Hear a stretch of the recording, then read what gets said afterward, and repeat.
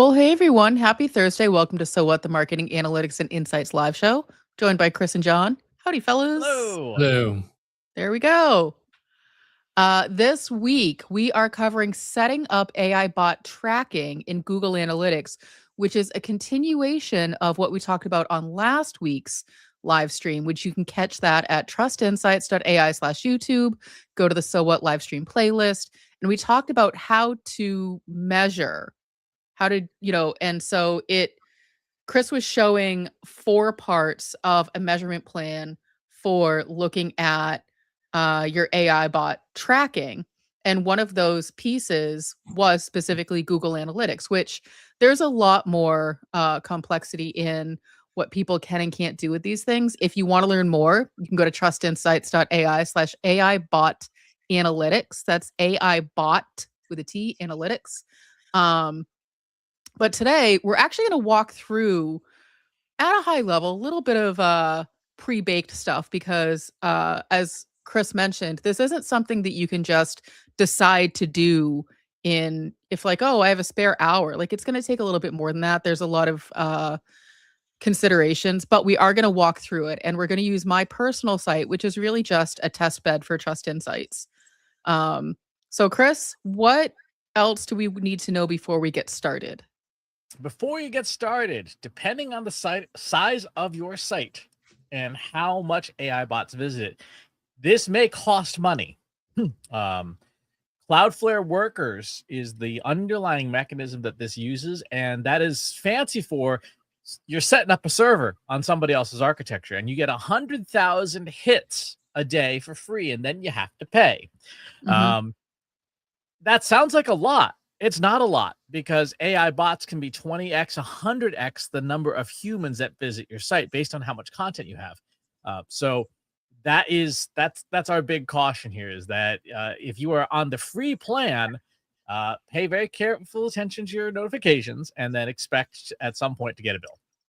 Well, and to be fully transparent, this happened to us at trustinsights.ai, our website, which is a decent sized website, but in terms of traffic, like we sort of thought like, oh, the bot traffic, it must not be that much, 100,000 hits. Like, can you sort of walk through at a high level what we experienced this week? Yeah, we hit those limits in like 7 hours. But then as the result of that, the result is that we got a temporary notification on Cloudflare saying, hey, your site has been rate limited.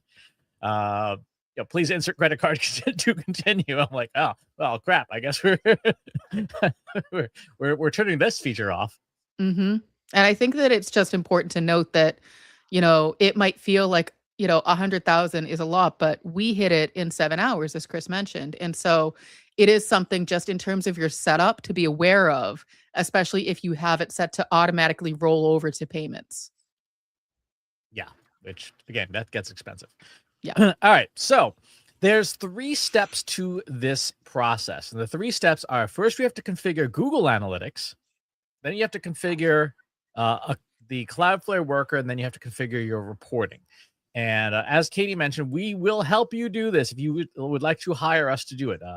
But at a high level, the first thing you have to do is you have to create a new property because by default, Google Analytics does not allow bots. Like they try to screen them out because they want to know like who are the humans that are visiting your site. In fact, if you're still using sessions as a metric in Google Analytics, stop because it does allow some measurement bots to get through. You want to use engaged sessions for regular Google Analytics, but that's a different show. So for this, we're going to set up a specific property that is just for bots, and we can't use the regular Google Analytics tracking code because it blocks them out. So we're going to call this Katie's AI Bot Friends. That's the account we're going to go with. We're going to go through and set it up. This is let's call this a business and industrial site, 1-person site.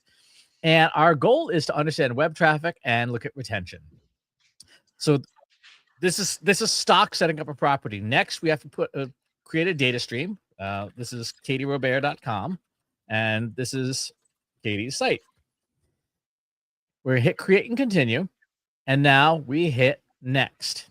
Now it's going to say, hey, do you want to set up a Google tag? Absolutely not. We do not want to do this. We want to, because we don't want to mix the human traffic from Katie's site in with the bot account. We have this to be just the bot account.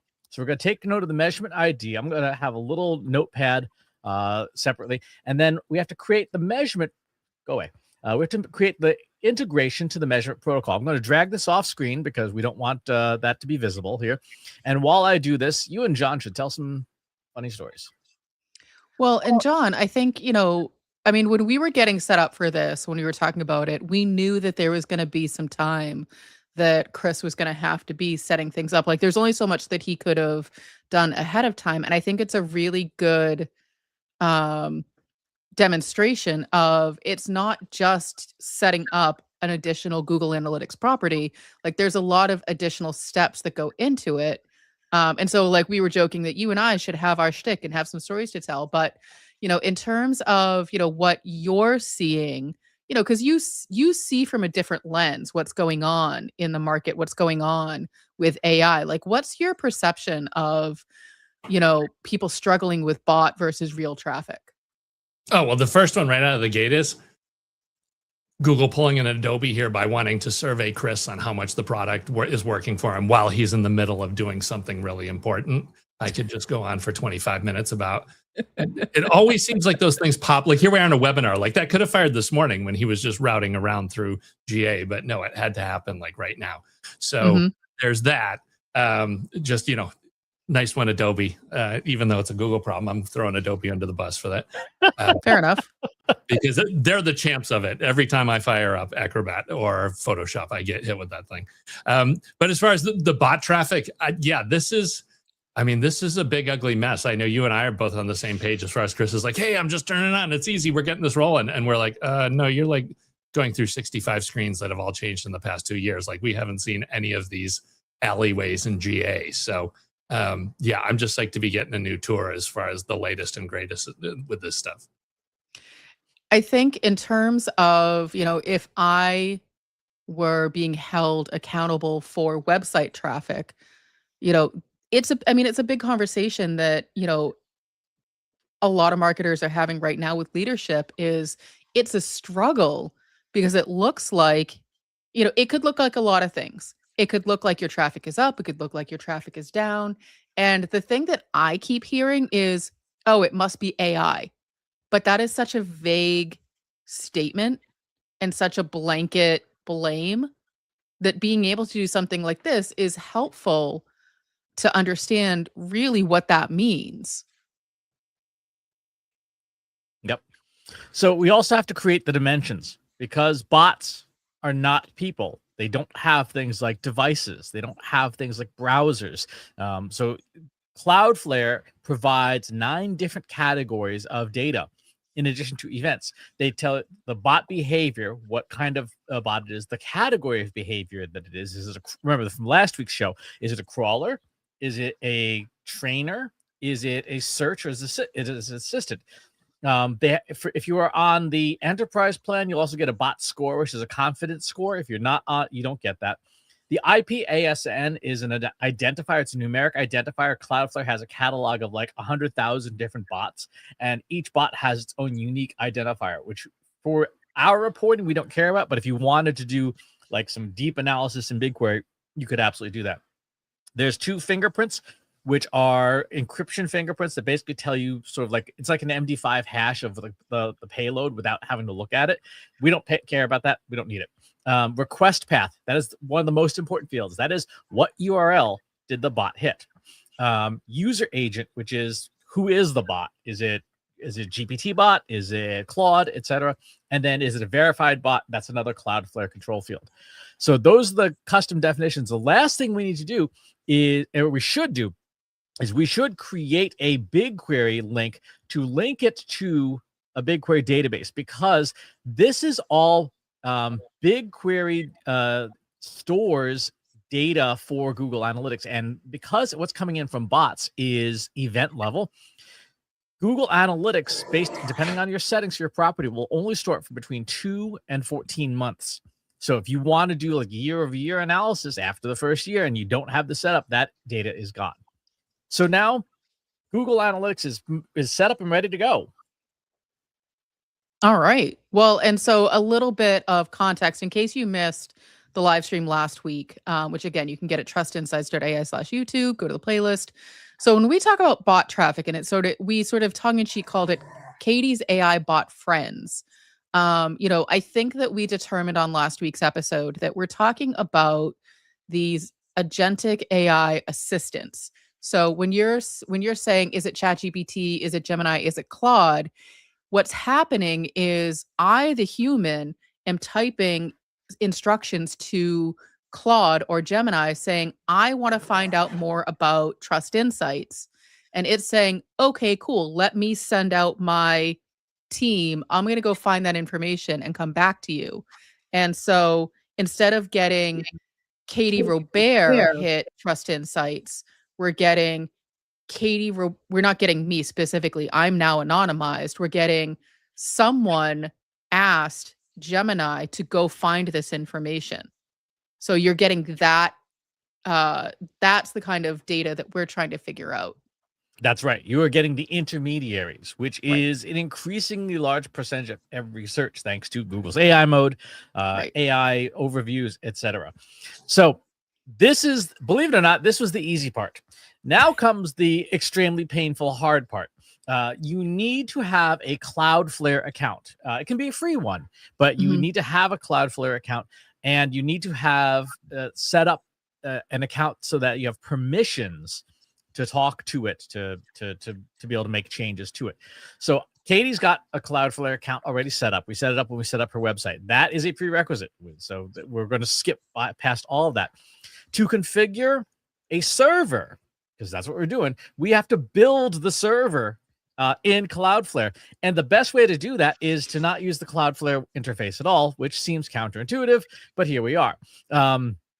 Instead, we're going to go to the command line and we're going to create a Cloudflare local server configuration. We're going to call this Katie Bot Telemetry. And this is going to go to Cloudflare's node package, and it's going to ask me some questions like, what are we doing? I want to do a hello world example. We're going to use this I believe is worker only, because we're only making a worker server here, which is a little server on their services. What language are we going to use? We're going to use JavaScript, because that's what Google Analytics speaks very well. And it's going to now create a entire system setup here with source code files. I'm going to put the index file in here. And now comes the next difficult part, which is you have to configure the JSON system configuration for Katie's website. So we're going to add a route in here at the end of this file, actually before observability. And this is going to have www.katierobert.com. And the zone name is from your Cloudflare account, katierobert.com. And so now we've got the configuration file for this Cloudflare worker. Do I want to add an agents file? No, I don't want to add agents file. And now But I it's think going this to is a good reminder that we can do this work for you because, Chris, to your point, it doesn't stop at just setting up a Google Analytics property, which a lot of people can do. But to actually get the data correctly, we need to be doing all these other things. And, you talked about last week, we had asked the question, does it have to be Cloudflare as the CDN specifically? Because there's other ones out there. And you said at the time, yes, because of the capabilities of what Cloudflare specifically can do in this context. Can you say just a little bit more about that and what some of the alternatives that people are using might be? Yeah, so essentially what we're trying to do is we are trying to get ahead of our Google Analytics, because like I said, if you use regular Google Analytics tracking code, it knocks away all the bots. It says, I don't want you here. I want to only track real people. So Cloudflare it's called a CDN, Content Delivery Network. And that means that it sits in front of your website. It sits in front of your domain name, depending on how you set it up. And what it does is it says, okay, here comes a request. Cloudflare looks at it, says, is this something that I handled? And the worker evaluates it. And if the worker says, no, I don't handle that, it passes it on to the website. And so if it's not a bot, if it's a human, Cloudflare says, you know what? Go to the Trust Insights website, human, you're okay to go over here. If the worker says, hey, you're a bot, it then passes it into its workflow. It says, what kind of bot are you? Are you an AI crawler? Are you, one of these types? Great. I'm going to now ring up Google Analytics through its API and say, hey, Google Analytics, I got a bot for you. And if it doesn't recognize it, it just says, okay, get out of here. Once it does that, then it goes to Google Analytics. It says, here's the bot information I got for you. Google Analytics records it, throws it to BigQuery, and then we can report on it. So that's sort of the workflow of what's happening from a technological perspective here. I mean, when we talk about it with our clients, we really call Cloudflare or CDN sort of the gatekeeper. To put it in human terms, John Wall is the Cloudflare of Trust Insights. And so if you want to talk to anyone at Trust Insights, you have to get through the wall. But it is really sort of like, it's an interesting way to think about it, because if you have that one person who's vetting everything coming in saying, this is a legit deal, we should explore it, or this is spam, we're going to ignore it. It's essentially the same thing of, you have that head of business development who's vetting everything coming into the CRM before it gets to anyone else. Your CDN is saying, is this trash? Is this useful? Is this spam? Let me go ahead and filter it and not even bother the website yet. Exactly. How about from that first trigger where it does start to write GA data, at that point too, does the bot just get access? Does it get let through, or does it have to go through the whole chain before the bot can actually get to whatever content it was looking for? It has to go through the chain. So it has to pass, because a lot of bots get bounced away. Right. So it's got to make it through the end of that stack to actually access content. Exactly. Yeah. If it doesn't have that there, then it gets sent packing. So like, there's a lot of very hostile crawlers, even things that are malicious, like bots trying to inject code into your website. All of that, Cloudflare says, get out of here. Okay. So our next step is, after this point, we've gone ahead, we've modified the configuration. I'm just going to double check to make sure the configuration is correct. It is, the routes are installed, the compatibility flags are installed, the bindings are set. So I think the only other part I have to do here is now register. So remember, we got Katie's API key and measurement property key for her website from Google Analytics. Cloudflare has to be told what those are, but you can't put it in the configuration, because it's a best practice to never put configuration data, particularly valuable stuff, into a text file that you upload to a server. Instead, you want to put it in a secrets file, and Cloudflare provides a mechanism for doing this. So while I do that, so I actually have a question for you, John, about bot traffic while Chris is doing that.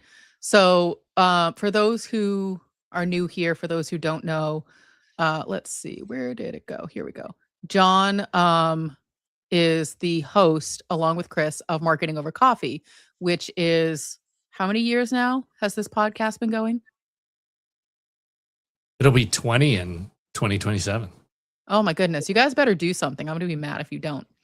But, and so in terms of podcast, have you seen an inflation of bots skewing your listener numbers? And so, we're talking about a website. I know you have marketingovercoffee.com, which people should go to understand why they should be listening to Marketing Over Coffee. If you're not, you should be listening to it. But have you seen this sort of same idea as a problem for, inflating listener numbers or podcast download numbers? No, that's one thing that has changed a lot in the past 5 or 6 years, is there's actually a number of competing bodies that monitor podcast stats, and all of them are militant about chopping out all bot traffic. So it's actually been the opposite of, we have a lot of situations where human traffic gets discarded and not considered part of actual traffic. So yeah, unfortunately, I wish we had that problem, that there was, the numbers looked great and, maybe there were some bots in there, but it's more the other end of all of the infrastructure and cruft around podcast analytics has really choked it off to the point where the problem we'll have is the network will be doing stats ticking. Like, for example, this one gate that we have for a bot, they'll actually, for the podcast, be 3 or 4 of them stacked up. And the problem is, once it makes it through bot 1 or 2, sometimes, or gate 1 or 2, you'll have the 3rd or 4th gate say, oh yeah, we're going to ignore all the traffic that came from those previous gates. We're going to consider that not human traffic. So you can, it's insane. I can literally see a window of anything from, say, 12,000 down to 30 downloads for an episode based on how those things end up being stacked up. That must be so frustrating as someone who, it sounds like you have no control over those gates. Yeah, right. Exactly. It's still, but and we ultimately just always fall on the side of, look, you have to tell us how many leads you got last month. Tell us if you're getting the traffic, because it's no longer us just selling by the 1,000 isn't really doing anybody any good, because we can't prove much of anything. Oh, you're talking about the people who sponsor Marketing Over Coffee. Right. And I think that that's a big consideration, and so there's a lot of websites that do have sponsorships bases on them. And so this is a consideration for that in terms of the type of metrics you're actually able to report on. How inflated is it? Is it true? Is it bots? Is it spam? Is it human? Because the bots don't really care about the ads. They're not going to buy anything yet. And you want to know that the human is seeing the ads, and so I can see where this would be a challenge for someone selling sponsorship on a website as well. Yeah. And then at the other end, there's just this whole gigantic bucket of, well, these bots are coming around. It's just like you said, well, maybe they're not buying today, but we already have situations where bots can make purchases. And there's geo as part of this too, like having these bots in are going to get you to show up in other places, which we know are going to be the future of the web and of how information is shared, getting into agents, getting into software tools via WebMCP, whatever. Like, this is all, how the future of the web is going to look. Have we filled enough airspace, Chris? Yes. So in the time while you were talking, we authenticated to your website. We passed your API keys over, and effectively what we've done is we've built a small server here on my computer, and then that gets pushed over to Cloudflare. You can see that that Cloudflare now has that particular bot installed. So the server exists, and it is ready to begin listening to what we've got to say. So the last part we have to do now is we have to go to Katie Robert, we have to go to the worker routes, and we have to make sure that it is plugged in. I'm going to edit this to say anything from katierobert.com, send it to that bot, the GEO bot. The GEO bot telemetry is there. It looks good. Let's check our workers. There's our worker. We have logs are enabled. The domain is there and it is enabled.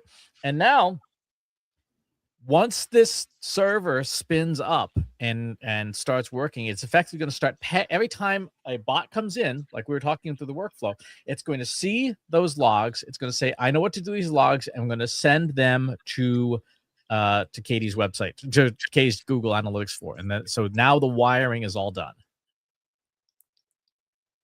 Amazing. Bing, bang, boom, done. Yeah, this has kind of blown me away because I didn't realize that there was like this full-on dev and server environment as part of Cloudflare. But so is this grown out of, so many people are using Cloudflare for just managing raw traffic for situations where they get overwhelmed. And so are those tools normally there for you're building out, what happens when things start to light on fire and prioritizing traffic and things like that?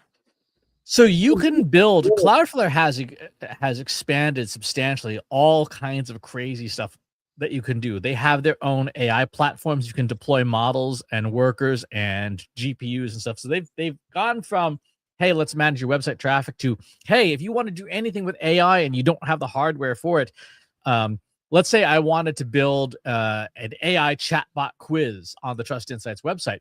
I could stand up a language model on a Cloudflare server, connect it to our website, and then it would serve up the AI. Now, the moment you turn that on, the meter would start spinning like the electric meter during Ghostbusters. But it is possible to do that. So they've added this whole AWS style compute infrastructure to your website your CDN, which is, it's really, A, it's very impressive, and B, it's like, holy crap, there's so many more things that you can do with it now.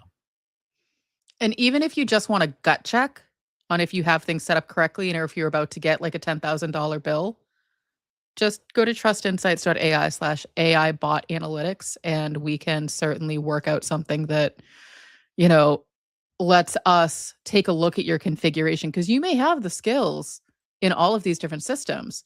You may just want a gut check to make sure that you're not about to cost yourself a heck of a lot of money. One of the things that you should do on your Cloudflare account, I'm going to bring up here because for obvious reasons, is you should set billing alerts. And you should have, for any cloud-based service, you should set up billing alerts. But you should set up billing alerts that say, hey, here's the ceiling, and I'm required to notify the user when I exceed the ceiling. In the best case scenario, and this is not a lot of companies do this, but the best case scenario is that it just cuts you off and says, okay, I'm going to alert you, and then I'm not going to spend above this point. Google is notorious for doing the opposite. Google will send you alerts, but will keep the meter running, and you're like, well, crap, it took me an hour to get to my computer, and I got $8,000 worth of compute in that hour.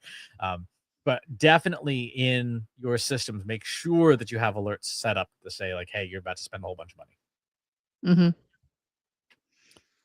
The last and final part of this kind of setup is and there we see an AI bot has visited Katie's website.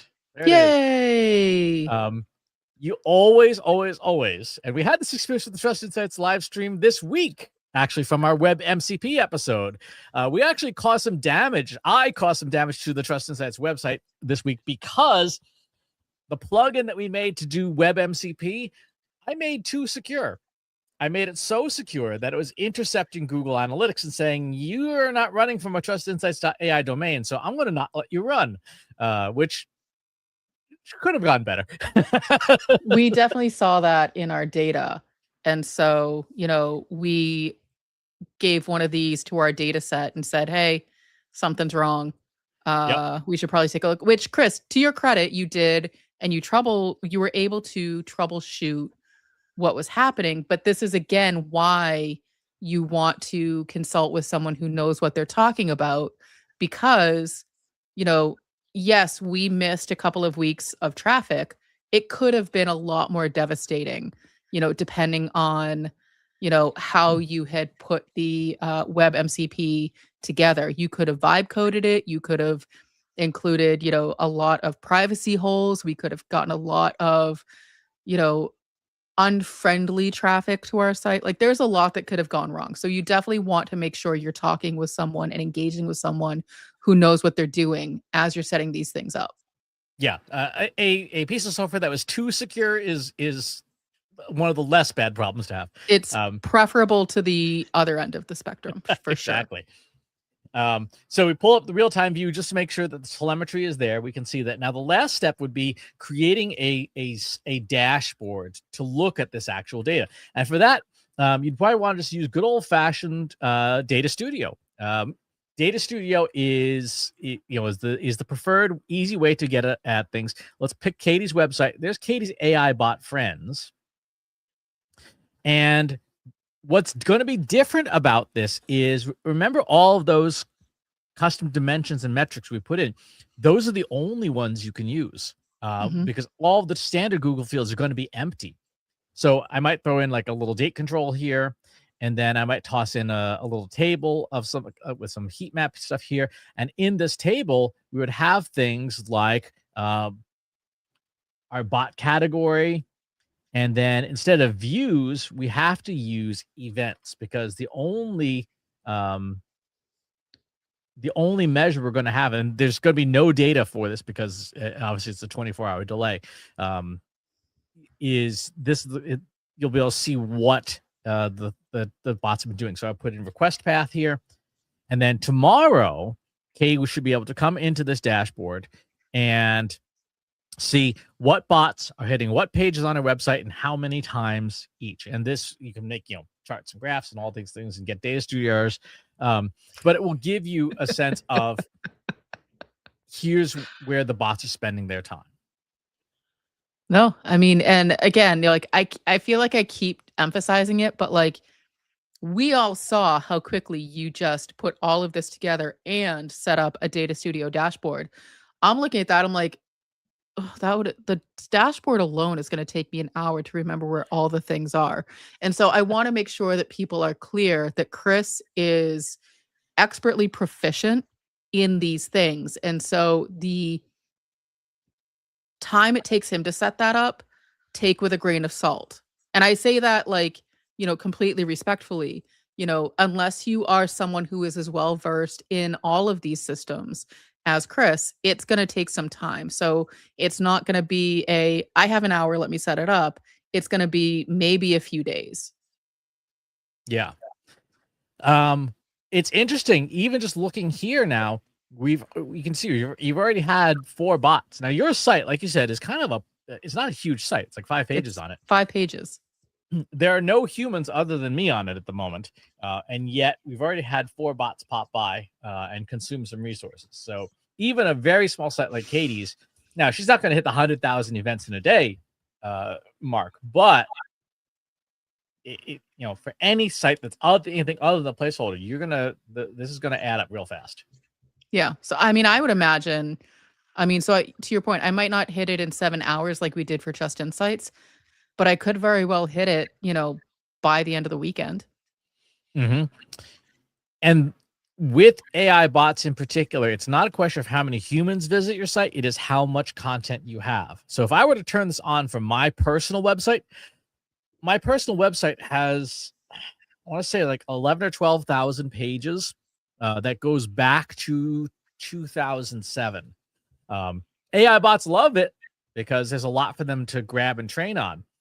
My Cloudflare workers account, if I set it up, would be done in like probably an hour and a half, because so many bots are hitting so many pages so often. Right. And I think that that's a huge consideration for the size of your site as well.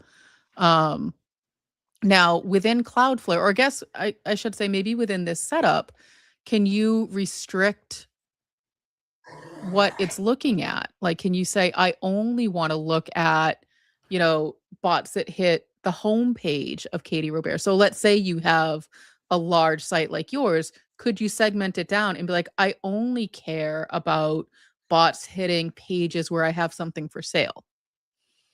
So the answer to that is yes-ish. And the reason I say yes-ish is because you're going to need to pop open your coding tool of choice. And there's an index file that we created that contains the actual code for what it tracks. I could make a modification to this instead of tracking every page to have something say just track, the top level pages or first level pages and nothing beyond that. This also has a bunch of different crawlers. So like I custom built this script for these specific things. So you could also say like I don't want to track certain bots. Like maybe you don't care about Cohere, throw it out. So yes, you could. I would have to modify this to do that. And I think, again, that's, all custom work that someone who knows what they're doing, like Just Insights, could do for you. I think about, some of our clients who have very large websites that are broken down into different parts of the site are literally different cost centers and business units. And I would imagine setting up something like this for each of those cost centers versus the site as a whole, especially a very large enterprise size site where it's going to like give it maybe 30 minutes and you're going to hit all your, maximum bots, but it's also not really going to be helpful if it's not broken down by which section of the site is getting the most bot traffic. You may find that, my blog gets all the bot traffic versus my about me page, as an example. Yep. You could do that. Because it's just JavaScript and I have the routing set to go to the main Google Analytics measurement protocol account and the API key that we set up.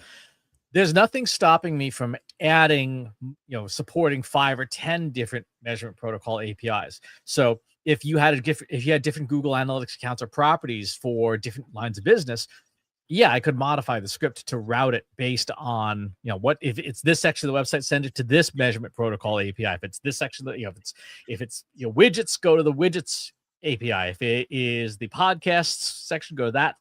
If it's the left-handed smoke shifters, send it to this API. So you could modify it that way.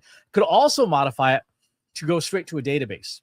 So let's say you're a company that has like a data lake, and you have something set up like Snowflake. You could, as long as Snowflake has a publicly exposed endpoint, that with it, you could send me the API key and I could rig up the script to say, okay, I'm going to send data to Snowflake instead of Google Analytics. We have it set up with Google Analytics here because that's what most marketers are used to. But if you have a data science team and they want the raw goods, themselves, we can absolutely repoint the script to any database. Okay. I think that's also helpful context because, as much as Google Analytics is quote unquote user friendly, I can see where people want to go even deeper. Yep. Or if you want to use it with like an Adobe Analytics account, using Adobe's measurement API. If you're an Adobe shop, certainly rewire it for that. It just the one non-negotiable part here is the Cloudflare upfront in front of, because it has to intercept the bots before it routes them. Sure. Makes sense. John, questions, comments? This is one of those things we just have to sit back and see what comes in. Over the next couple of months, we'll be trying to figure out who's hitting us and what are they looking for, what's working, not working. It's kind of opening up a new Pandora's box. It really is. Yep. One of the first analyses I would suggest people do if you set this up is to look at do a set of comparisons. So last week we told you about Bing Webmaster Tools and the pages that you can get out of that. We also told you about Google Search Console and the pages you'll be able to get out of that. This will give you the pages that the bots are hitting by bot type. And you should grab all 3 data sets, maybe with also your regular Google Analytics for what your humans, the pages your humans hit the most, and say to your favorite coding tool, hey, what do all 4 of these data sets have in common? Like which pages are popular across the different surfaces? What are the pages that are popular only in one domain or 2 domains? Or what pages are popular with the AI stuff, but not with the humans? And that delta can then tell you, I wonder why. Because if you think about it, when people talk to AI, they're getting back the most probable answers. So the humans who are actually on your site are going to behave differently than the machines. So this is a way for you to compare and contrast those 2 data sets to say, do the machines behave differently on our site or with our data than humans do? And if so, if machines are 20x your human traffic, you might start optimizing your site differently for the machines. It makes sense. It really depends on what your goals are. We haven't had a chance to do it yet, but it's a nice plug for the 5P framework by Trust Insights, which you can get at trustinsights.ai/5P-framework. What is your goal of understanding this traffic in the first place? That is a really great place to start before instituting all of these different protocols because, as Chris just showed, like he kind of went through it because we have a certain amount of time for the live stream, but like it's going to take a bit to get them set up correctly. So what's your goal for doing it in the first place? What is the question you're trying to answer with this data? Next, the people who needs this data, who is going to continually use it, or is it a one and done? Because that may not be enough of a justification or business case to go through all of these hoops of setting this up. So who is benefiting from having this data? Your process. Chris just showed what the process is at a very high level. It's not an easy process. I'm just going to say it's not easy. The platform we just showed, there's Google Analytics, Cloudflare, BigQuery. You may have some coding. You may have, some terminal setup. Like there's at least 4 or 5 different platforms. You need Node installed on your machine. You need Node. So, okay. And then performance. Did you answer the question that you were after by setting this up in the first place? Did you find out here's what percentage of traffic to our site is bot traffic. But the question really is, once you have that data, what are you going to do with it? Is it just nice to know? In that case, it's really not worth setting up because it's a lot of work. If you're going to do something about it, as Chris mentioned, if you're going to take that delta and think about a different way to optimize either for humans or for AI, then it is worth it. And that's when I really would recommend reaching out and we can help you do that. Yeah. Like the literal title of the live stream. So what? Like, well, what are you going to do with the data? Yeah. Because I think there's a lot of really cool, shiny objects, way to get data now that people are interested in. But that's just new. It's new duct tape to old problems, I guess is the way. So like you have your zebra print duct tape, you have your pink duct tape, you have your blue duct tape. At the end of the day, it's still just duct tape if you're not telling me what I'm doing with any of this data. And so there's a bunch of new ways to collect data. There's a bunch of new ways to look at the information. But if you don't have a plan for what you're doing with it, why you do it in the first place? Yep. Katie, 27 bots have come to your website now. Man, I feel popular. The robots are everywhere. But for a website that, one, barely anyone knows about, and two, is only 5 pages, that's a lot. Yeah, that's a lot in what, 12 minutes. Yeah. We set this up 12 minutes ago. We turned it on 12 minutes ago. Yeah, that's a big deal. Mm-hmm. It raises the very interesting question, and this is a strategy question. Maybe something we should debate on the podcast sometime, is what happens when your largest audience isn't human? Mm-hmm. And I think that, you know, to go back to, not to belabor it, but to belabor it, the 5 Ps, that's a great question to be asking. And then you run through this sequence again of, what do I do if the majority of my audience is not human? What do we do about it? I don't know. I have some thoughts, but I would want to go through, you know, a few different business cases before I actually start taking action, because I don't want to alienate the humans that I do have. Right. Because for now, humans are still the ones buying things, but it also, it's one of those things that, again, the 5 Ps help solve. A lot of people are spending a lot of time trying to get good at GEO. Mm-hmm. Once you're good at GEO, then you have more bots than humans. Now what? Mm-hmm. And if you want to learn how to get good at GEO, we got a course for that. Go to trustinsights.ai/GEO 101. If you take that and you're like, cool, I'm ready for the next thing, we have a 201 course as well in our academy. You should go to academy.trustinsights.ai.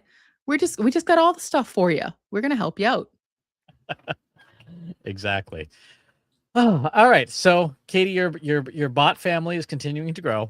It's like Tamagotchi. I understand that reference. And I tried setting this up on Marketing Over Coffee, and holy crap, because that's 19 years of data. Yeah, it hit its limit like in 90 minutes. It was just done.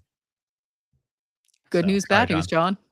You know, no surprise, yet another dumpster fire over at the Marketing Over Coffee website. That's just the price. No, it's the popularity with the bots. It is like they are our #1 fans. It's bot crazy. Oh yeah, that I've seen we've talked about this in previous casts, but that'll have to be something. You know, the thing that I'm really coming around to, the big idea is very soon there will be, this is what your AI website needs to look like.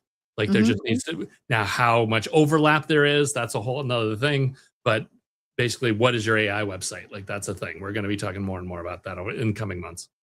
For sure. That's a good idea. We could build that, because I keep meaning, I haven't gotten around to it yet, but I keep meaning to build the Savory Oatmeal Company website. We own the domain name, so. That's for another day. That's for another day. That's going to do it for this episode of the live stream. Thanks for tuning in, folks, and we will see you all on the next one.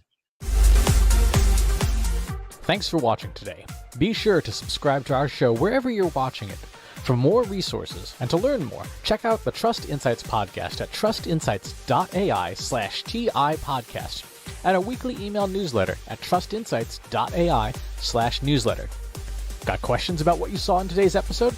Join our free Analytics for Marketers Slack group at trustinsights.ai/analytics for marketers. See you next time.